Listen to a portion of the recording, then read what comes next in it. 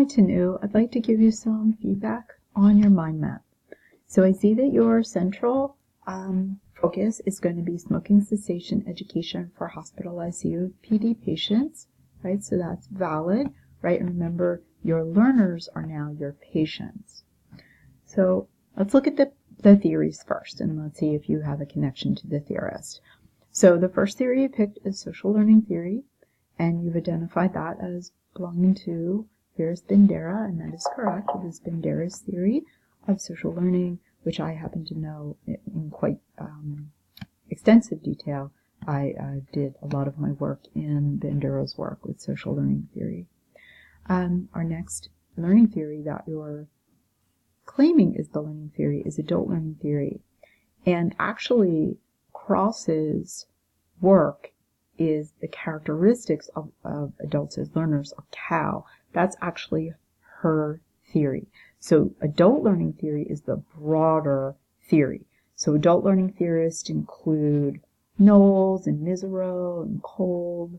I want you to be cautious if you decide to use this as a theory, because Cross's idea or theory has not been tested, right? So there's no evidence that backs Cross's theory.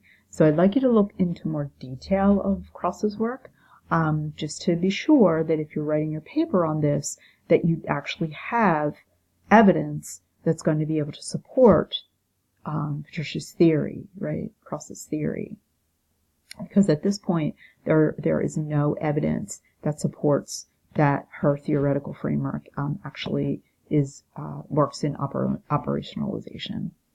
Cognitive dissonance theory, which is another theory which I used and understand in quite extensive detail with Festinger, that is the correct theorist for cognitive dissonance theory.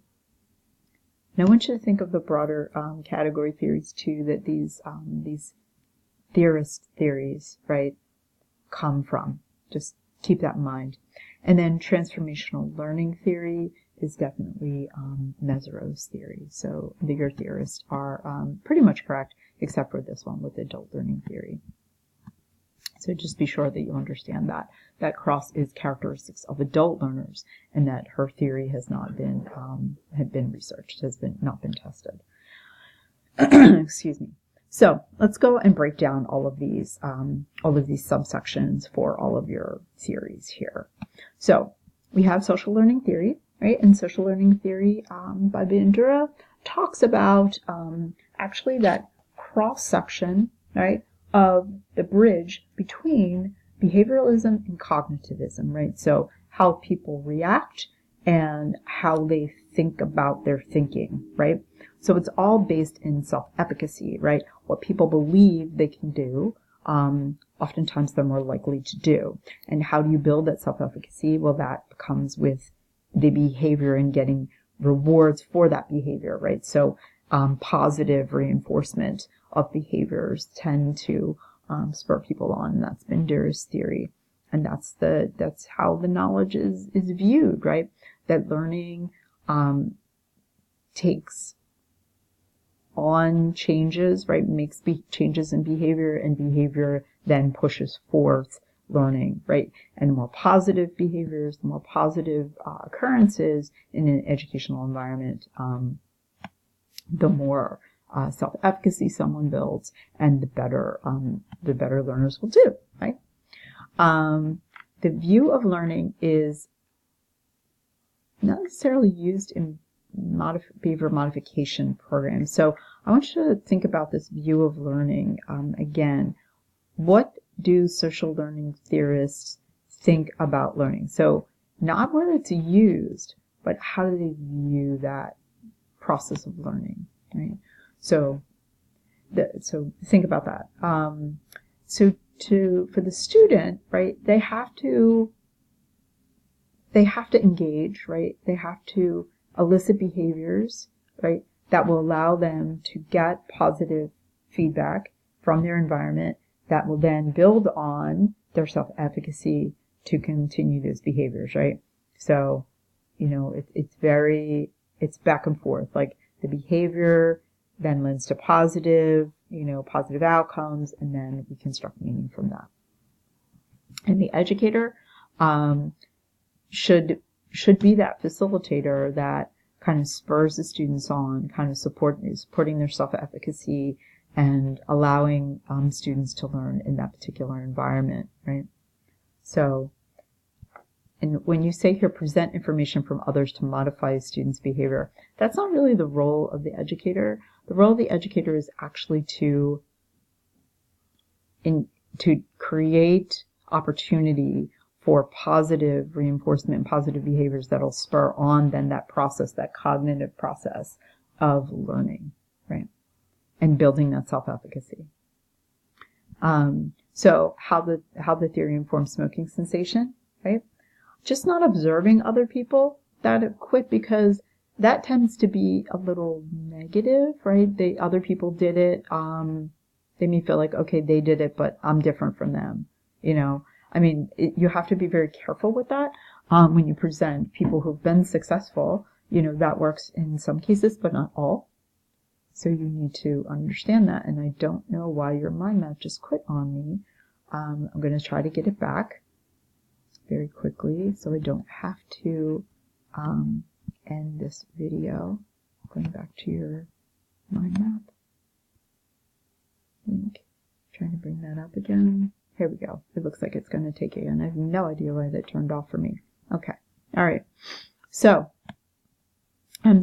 again, think about, and visiting others. That's kind of a negative stimulation, right? You want to think about, okay, you didn't smoke. Try not smoking for 10 minutes today. Oh, you didn't smoke. Okay, good. Try cutting down by like 1 cigarette a day, or seeing what their process is and then seeing those little successes, right? That's what's going to build their self-efficacy. I did it for the first part of the day. I didn't have a cigarette, that kind of thing. Okay? All right. So, Mesereau and transformational learning, right? Transformational learning, they believe transformational learning is not necessarily constructivist. It's transformational learning is more known as an adult learning theory. If you look at learning theories when they're broken out into broader learning theories, learners do in transformational learning, they interpret meaning by experience, right, and learning from those experiences, right? So the view of knowledge is that knowledge is formed and created by relationships and reconstructing through those experiences, right? The view of learning is, when you say evidence-based critical reflection to change behavior, that's not necessarily transformational learning, right? The view of learning for transformational learning is a little bit different, right? So transformational learning takes place when these patients will make meaning, right, from those experiences, right? So it's not always necessarily evidence-based like we would think with research. It would be what their perception is. So their perceptions, their experiences reflect on behavior changes, right? So this role of the learner would be to be open to new information generally, right? The role of the educator is to provide those opportunities for transformational learning to occur. So to provide those experiences, right, for that learning to occur. And highlighting the benefits of not smoking, that's not really providing an opportunity, right, for learning to occur. Just highlighting the benefits of not smoking. That could be a positive that you could then transcend like some self-efficacy, right? Just and highlighting those positives. But transformational learning would need some sort of experiential component, right?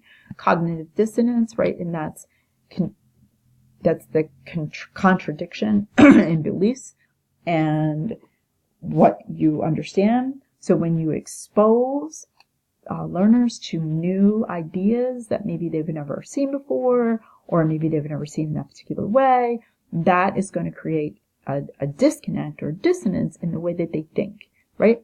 So a patient sees, in this case, a patient would see themselves in one way, and when they come before that educational experience, and then after, they would see themselves in a different way, right? Or partially see themselves in a different way. So then that creates a disconnect between what they were and what they thought and what they think now, right? When you talk about the view of the knowledge, right, you're talking about the theory, right, here, more or less than the view of the knowledge overall. So how cognitive dissonance theorists view knowledge is that they view knowledge as being transformed by discomfort, right? So that's where that happens, right? That's where that knowledge is created. When you get that little rub, that little, like, it's like I want to describe it like a pebble in your shoe. Like, it's not going to stop you from walking, but it makes it more difficult to continue to walk that way until you stop. Look at your shoe, take that pebble out, right? And realize that maybe is something that wasn't beneficial for you, right? And remove that pebble. Or you've got shoes that aren't too small that are on your feet, and you're trying to walk in them and they're very uncomfortable, and then you take those shoes off and put other shoes on. And then you realize in those new shoes, you can walk. You can do this thing that you're trying to do, right? Picture yourself on a treadmill in high heels. I think we're going to run on a treadmill in high heels. Well, you can, but it probably isn't going to work out too well for you. You want to put your sneakers on, right? So think of those shoes as the dissonance created, and the learning is that switching, right? That switching of that process, right? That shoe process. I'm changing my high heel shoes for my sneakers, and now I can run on the treadmill, like, much easier and much more effectively. Right? Because I've got a different overview. I've got a different mindset, is what I'm trying to get at. Okay? So the view of learning is that the change in attitude or its formation, I'm reading what you wrote, can be used to change attitude or its formation. The view of learning here is that attitude or learning, right, can be affected by a change in perception. Right? So learning is affected by changes in perception would be more clear here, I think, to state it that way. And the role of the student, right, is to, and you've got it here specific to smoking, but again, for the theory, the role of the student would need to be more general, right? So conflict between reasons to smoke and new information. So the conflict, right, the student's role is to resolve the conflict seen, right, between the old and the new, or the innovative and the past, or whatever. So it's to resolve the conflict, right, that disconnect. That's the role. And then the role of the educator is to facilitate that disconnect, and maybe even push forward a disconnect in that learning environment.